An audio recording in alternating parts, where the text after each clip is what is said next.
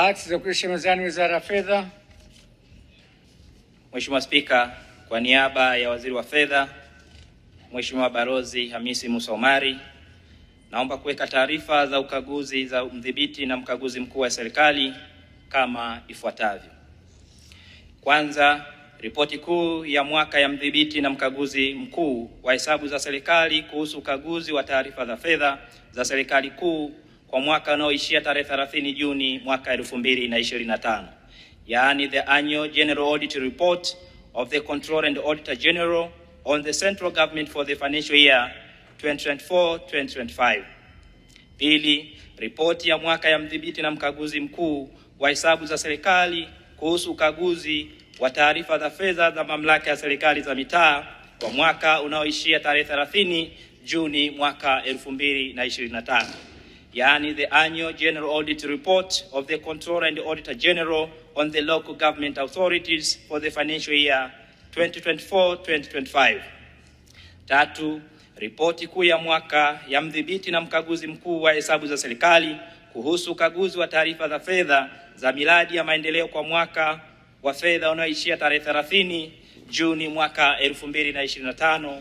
Yani the Annual General Report of the Controller and Auditor General on the audit of the development projects for the financial year 2024-2025. Nne, ripoti kuu ya mwaka ya mdhibiti na mkaguzi mkuu wa hesabu za serikali kuhusu ukaguzi wa taarifa za fedha za mashirika ya umma kwa mwaka unaoishia Juni 30, 2025. Yani the Annual General Report of the Controller and Auditor General on the audit of the public authorities and other bodies for the financial year 2024-2025. Tano, ripoti ya jumla ya ukaguzi wa ufanisi na ukaguzi maalum kwa kipindi kinachoishia tarehe 30 Machi mwaka 2025. Yani the Annual General Report on the performance and specialized audit for the period ending 30th March of 2025. Sita, ripoti kuu ya mwaka ya mdhibiti na mkaguzi mkuu wa hesabu za serikali kuhusu ukaguzi wa mifumo ya tehama kwa mwaka unaoishia tarehe 30 Juni mwaka 2025. Yaani the Annual General Report on the audit of information system for the financial year 2024-2025. Saba, taarifa ya ukaguzi wa ufanisi kuhusu upatikanaji wa dawa muhimu katika vituo vya afya vya umma. Yaani performance audit report on the availability of essential medicine in the public health facilities. Nane, taarifa ya ukaguzi wa ufanisi kuhusu utoaji wa huduma za afya ya mfumo wa fahamu na neva kwa watoto. Yaani performance audit report on the provision of neurological healthcare services to the children. Tisa, taarifa ya ukaguzi wa ufanisi kuhusu utoaji wa huduma za afya za uzazi, yani performance audit report on the provision of maternal health care service. 10, taarifa ya ukaguzi wa ufanisi kuhusu usimamizi wa taratibu za ushirikishwaji kwa wazawa katika sekta ya madini, yani performance audit report on the management of local content provision in the mining industry.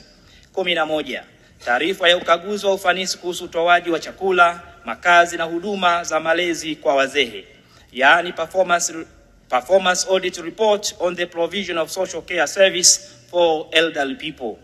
12, taarifa ya ukaguzi wa ufanisi kuhusu usimamizi wa huduma za usafiri majini katika majiji makubwa, yaani performance audit report on the efficiency of the urban transport service in the major cities. 13, taarifa ya ukaguzi wa ufanisi kuhusu utoaji wa huduma za msaada wa kisheria kwa wananchi wasiojiweza, yaani performance audit report on the accessibility of the legal aid service to the indigent population. 14, taarifa ya ukaguzi wa ufanisi kuhusu utekelezaji wa miradi ya nishati jadidifu, yaani performance audit report on the management of renewable energy projects. 15, taarifa ya ukaguzi wa ufanisi kuhusu udhibiti wa huduma za maji, yaani performance audit report on the regulation of water utilities in Tanzania. 16, taarifa ya ukaguzi wa ufanisi kuhusu usimamizi wa fedha za ruzuku za uendeshaji wa shule za umma, yaani performance audit report on the management of capitation grants in public schools. 17, taarifa ya ukaguzi wa ufanisi kuhusu ukusanyaji wa mapato yasiyo ya kodi, yaani performance audit report on the management of non-tax revenue collection. 18, taarifa ya ukaguzi wa ufanisi wa usimamizi wa uendeshaji wa mizani, yaani performance audit report on the management of weigh bridge operation to control overloaded vehicles. 19, taarifa ya ukaguzi wa ufanisi kuhusu usimamizi wa mchakato wa upangaji wa uboreshaji wa miundombinu ya barabara, yaani performance audit report on the management of the planning process for the road infrastructure improvement. 20, taarifa ya ukaguzi wa ufanisi kuhusu usimamizi wa hifadhi ya nafaka za kimkakati, yaani performance audit report on the management of the strategic grain reserve to guarantee food security. 21, taarifa ya ukaguzi wa ufanisi kuhusu utekelezaji wa hatua za kukabiliana na mabadiliko ya tabia ya nchi nchini Tanzania, yaani performance audit report on the implementation of climate change adaptation actions in Tanzania. 22, taarifa ya ukaguzi wa ufanisi kuhusu usimamizi wa shughuli za urejeshaji misitu, yaani performance audit report on the management of reforestation activities in the country. 23, taarifa ya ukaguzi wa ufanisi kuhusu utoaji wa huduma za fidia kwa wafanyakazi, yaani performance audit report on the provision of workers compensation service. 24, taarifa ya ukaguzi wa ufanisi kuhusu usimamizi wa ukaguzi wa usalama na afya mahali pa kazi, yaani performance audit report on the management of occupational service and health inspection to the workplace. Na ya mwisho, Mheshimiwa Spika, taarifa ya ufuatiliaji wa utekelezaji wa mapendekezo ya kaguzi za ufanisi zilizofanyika na kuwasilishwa bungeni kwa mwaka 2022, yani follow-up report on the implementation of performance audits recommendation issued and tabled to the Parliament in 2022. Baada ya hayo, Mheshimiwa Spika, naomba kuwasilisha.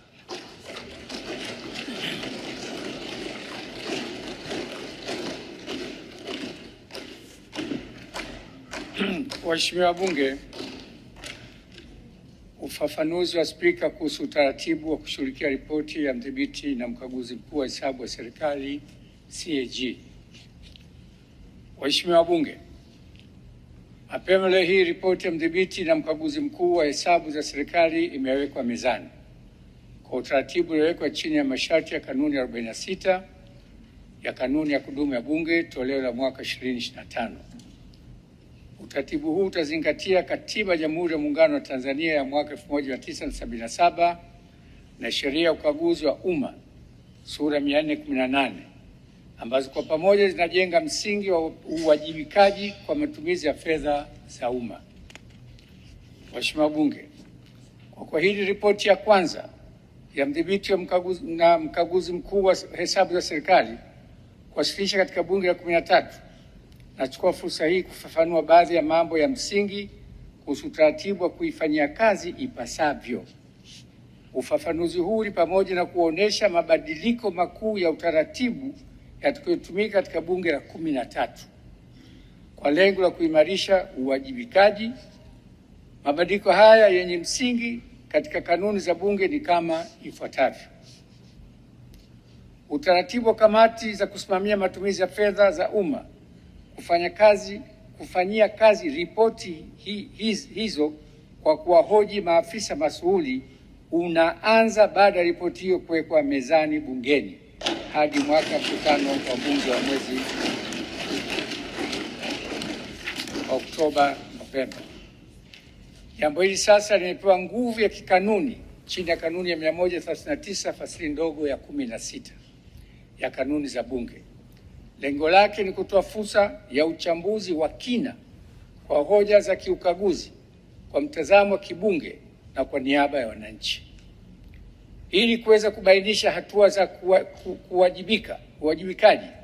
Kamati zinapendekeza hatua hizo kwa kuzingatia dosari zilizobainishwa na CAG.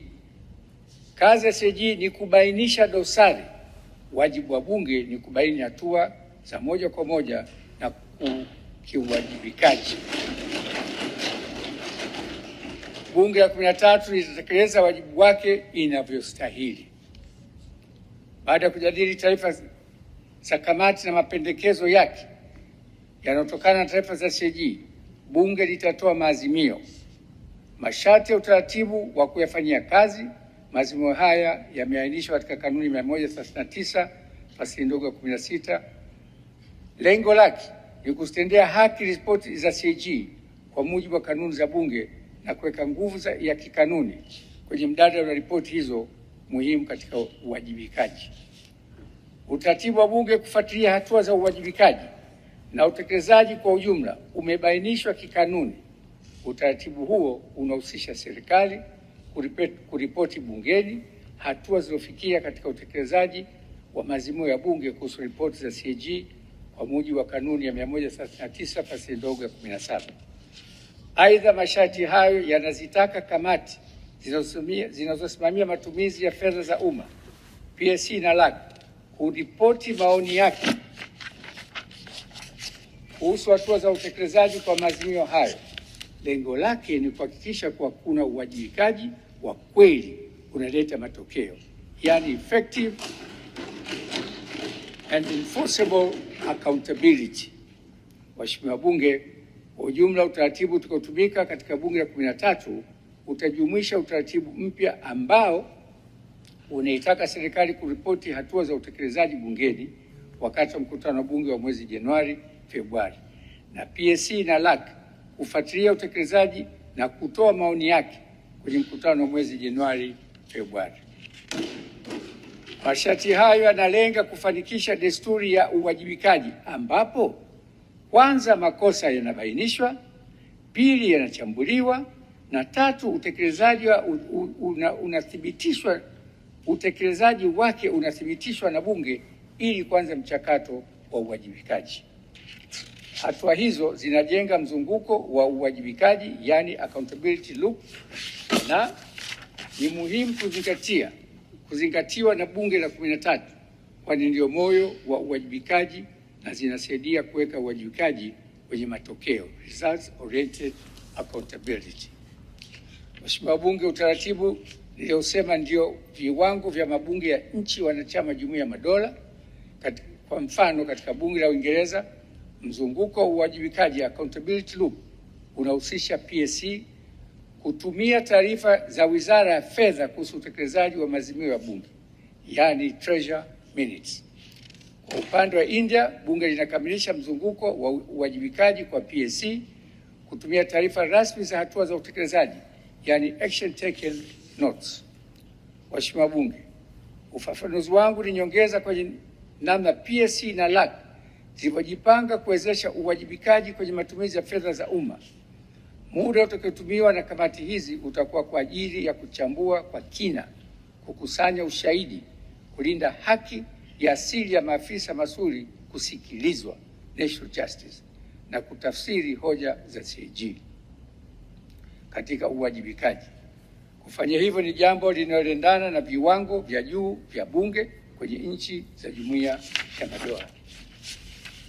Mheshimiwa Bunge, msisitizo wangu baada ya yote niliyoeleza ni kuwa PSC na LAC zinalisaidia Bunge kusimamia na kufanikisha uwajibikaji katika matumizi ya fedha za umma ili matokeo yake yajitokeze kwenye kutimiza lengo kuu la serikali kwa mujibu wa ibara ya 8 fasili ndogo ya kwanza B ya Katiba, ambayo ni ustawi wa wananchi, ambao kwa kweli linajikita kwenye kuwapa wananchi tabasamu. Waheshimiwa Bunge, maswali yetu yamekwisha. Wageni waliopo bungeni asubuhi hii, wageni waliokaa jukwaa la Spika, wageni 14, ofisi ya mdhibiti na mkaguzi mkuu wa hesabu za serikali. Ndugu Charles Kichere, mdhibiti na mkaguzi mkuu wa hesabu za serikali.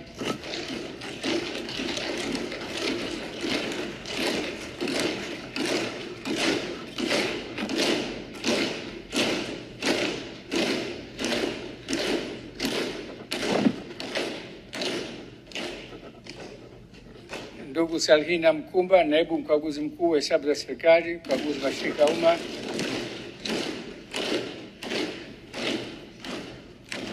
Ndugu Wendy Masoi, naibu mkaguzi mkuu wa hesabu za serikali, ukaguzi.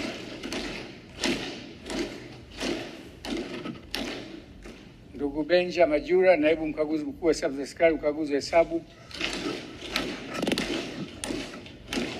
Ndugu Kubera Mwakatundu, naibu mkaguzi mkuu wa serikali za mitaa. Ndugu George Haule, naibu mkaguzi mkuu, ukaguzi wa ufanisi, ukaguzi wa kiufundi. Ndugu Aziz Dachi, afisa masuli. Ndugu Novat Mfalamagoha, mkurugenzi wa division ya utawala rasilimali watu. Ndugu Elbariki Latu, mkuu wa kitengo cha uratibu shughuli za CAG bungeni. Ndugu Kaufa Osman, mkuu wa kitengo cha huduma za kiufundi. Ndugu Gabriel Ntengo, msaidizi wa CAG. Ndugu Focus Mauki, mkuu wa kitengo cha mawasiliano.